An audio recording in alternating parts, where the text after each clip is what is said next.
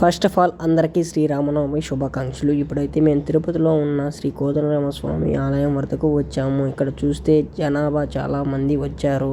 ఎందుకంటే ఈరోజు శ్రీరామనవమి కావున అందరూ ప్రతి ఒక్కరు వచ్చారు.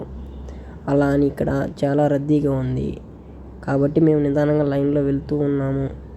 ఇప్పుడైతే మనం శ్రీ కోదండరామస్వామి ఆలయం లోపలికి వెళుతున్నాము.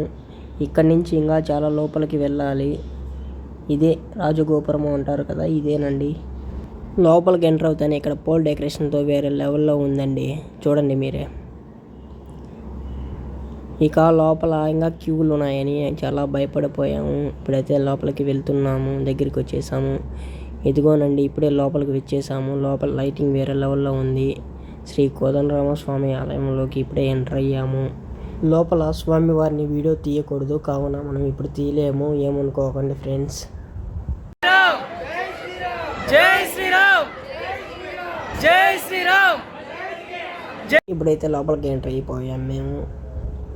ఇప్పుడేనండి లోపల నుంచి బయటకు వచ్చాము. స్వామివారు వేరే లెవెల్లో అద్భుతంగా ఉన్నారు, చాలా అద్భుతంగా ఉన్నారు. మీరు చూడలేదు కాబట్టి మీరు ఖచ్చితంగా ఈ ప్లేస్ని విజిట్ చేయండి. ఎవరైనా తిరుమలకి వచ్చేవాళ్ళు కానీ తప్పనిసరిగా మిస్ అవ్వకుండా రండి. ఇక్కడైతే ప్రసాదాలు పెడుతున్నారు, స్వామివారి ప్రసాదం. ఇప్పుడు మనం స్పీకర్ ఇస్తున్నాము.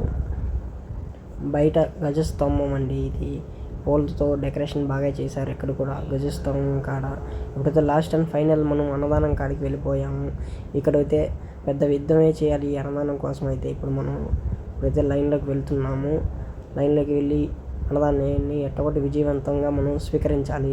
ఇప్పుడైతే అన్నదానం పిలుచుకొని లాస్ట్ అండ్ ఫైనల్ మనం వచ్చేసాము. ఈ గుడికి వచ్చిన వాళ్ళు జై శ్రీరామ్ అని కామెంట్ చేయండి.